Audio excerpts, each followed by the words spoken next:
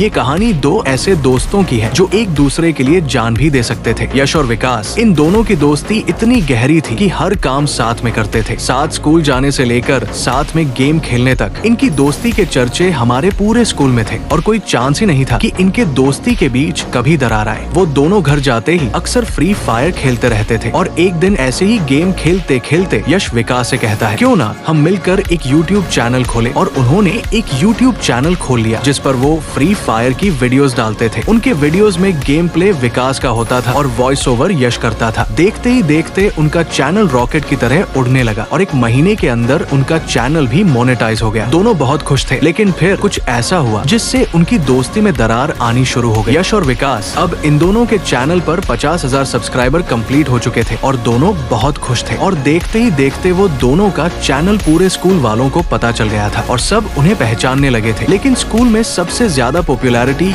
यश को मिल रही थी क्योंकि वीडियो में वॉइस उसी की होती थी। और ऐसे ही धीरे धीरे स्कूल में यश की एक गर्लफ्रेंड भी बन जाती है जिसे यश भी बहुत पसंद करता था। और अब वो अपने बेस्ट फ्रेंड विकास को थोड़ा कम टाइम देने लगा, जहाँ वो दोनों हर काम साथ में करते थे। आज वो लोग मुश्किल से एक दूसरे से मिलते थे। देखते ही देखते स्कूल में यश के बहुत से नए दोस्त बन गए और अब ऐसा लग रहा था कि वो विकास को भूल ही चुका है। ये सब देखकर विकास को बहुत बुरा लगता है और अब वो यश से बात करना बंद कर देता है। एंड यश भी उस यूट्यूब चैनल का आईडी पासवर्ड चेंज करके सारा एक्सेस अपने पास रख लेता है और अकेले ही वो चैनल हैंडल करने लगता है, जबकि उस चैनल को दोनों ने मिलकर ग्रो किया था। लेकिन आगे कुछ ऐसा होता है जिसके बाद यश को अपनी गलती का पछतावा होता है। अब विकास और यश की दोस्ती टूट चुकी थी। यश अकेले ही उस चैनल को हैंडल करने लगा और अपने नए दोस्तों के साथ बिजी हो गया। लेकिन उसके नए दोस्त ही उसके सबसे बड़े दुश्मन निकलेंगे, ये यश को जरा भी अंदाजा नहीं था। एक दिन यश अपनी गर्लफ्रेंड का मोबाइल ऐसे ही चला रहा था और जब उसने उसके इंस्टा के चैट्स पढ़े तो वो शॉक रह गया। उसमें लिखा था, मैंने विकास को यश से अलग करवा दिया और अब मैं उसके यूट्यूब चैनल का एक्सेस लेकर उसे धोखा दे दूंगी। ये सब पढ़कर यश तुरंत ही अपने बेस्ट फ्रेंड विकास के पास जाता है और सबसे पहले उससे माफी मांगता है और दोनों फिर से साथ आ जाते हैं और मिलकर अपने चैनल को ग्रो करने लगते हैं। और यश उन सब का साथ छोड़ देता है और सिर्फ विकास के ही साथ रहने लगता है। फ्री फायर, ये गेम तो आपको बहुत नॉर्मल लगेगा, लेकिन इस गेम को बनाने का असली मकसद कुछ और ही था। आज के समय फ्री फायर को लाखों बच्चे खेलते हैं, लेकिन असली खेल गेम में नहीं, दिमाग में होता है। जब भी तुम गेम हारते हो तो तुम्हें और गेम खेलने का मन करता है। जब भी तुम्हारा रैंक माइनस हो जाए तुम तुरंत गेम खेलने लगते हो, बस हेरोइक या ग्रैंड मास्टर जाने के लिए। शुरू में जब तुम गेम डाउनलोड करते हो तो बस मजे के लिए ही खेलते हो, लेकिन ये मजा एडिक्शन में कब बदल जाता है पता ही नहीं चलता। और ये सब के पीछे ही छुपी है फ्री फायर की dark psychological trick. Free fire को बनाया ही ऐसा है कि पहले वो प्लेयर्स को अट्रैक्ट करती है, उन्हें फ्री डायमंड्स का लालच देती है और जब तुम्हें गेम में पैसे डालने का आदत लग जाता है तो वो तुम्हारे सामने और भी बड़े बड़े ऑफर्स रखती है। और इन्हीं सब वजह से न जाने कितने बच्चे अपने माँ बाप का पैसा गेम में डुबा रहे हैं। तो सब्सक्राइब कर लो, क्योंकि अब से मैं करूंगा फ्री फायर के डार्क साइड को एक्सपोज। का इतना क्रेज था कि सभी प्लेयर्स उसे पाने के लिए कुछ भी कर सकते थे और प्लेयर्स के इसी कमजोरी का यूज कर रहा था एक मिस्टीरियस प्लेयर जो हर रात ऑनलाइन आता था सिर्फ अपना शिकार ढूंढने के लिए। वो रैंडम मैचेस खेलता और जो बंदे उसके टीम में आते उन्हें बोलता कि मैं तुम्हें फ्री में डीजे आलोक दिलाऊंगा, लेकिन उसके लिए तुम्हें बस अपनी आईडी और पासवर्ड देना होगा। और वो कुछ बच्चों को ऐसा मैनिपुलेट करता था कि लोग डीजे आलोक के लालच में आकर अपनी पूरी आईडी उसे सौंप देते थे और फिर वो उस आईडी को हैक कर लेता एंड उस प्लेयर की आईडी तो जाती ही, साथ ही वो उनके जीमेल से बैंक अकाउंट्स के डिटेल्स भी निकालता और उनके बैंक के सारे पैसे एक झटके में ही खाली कर देता था। एंड वो एक महीने के अंदर 5 लाख रुपए से ज्यादा तक का स्कैम करके अचानक से गायब भी हो गया और फिर कभी फ्री फायर के हिस्ट्री में उसका नाम नहीं आया। एंड आज यूट्यूब पे जितने भी लोग फेक गिव अवे करके स्कैम कर रहे हैं, इसकी शुरुआत उसी मिस्टीरियस प्लेयर ने शुरू किया था।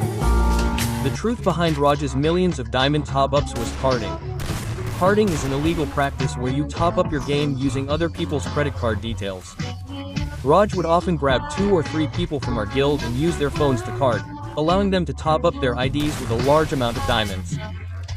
The people whose phones he used to do the carding had no idea what would happen if they were caught.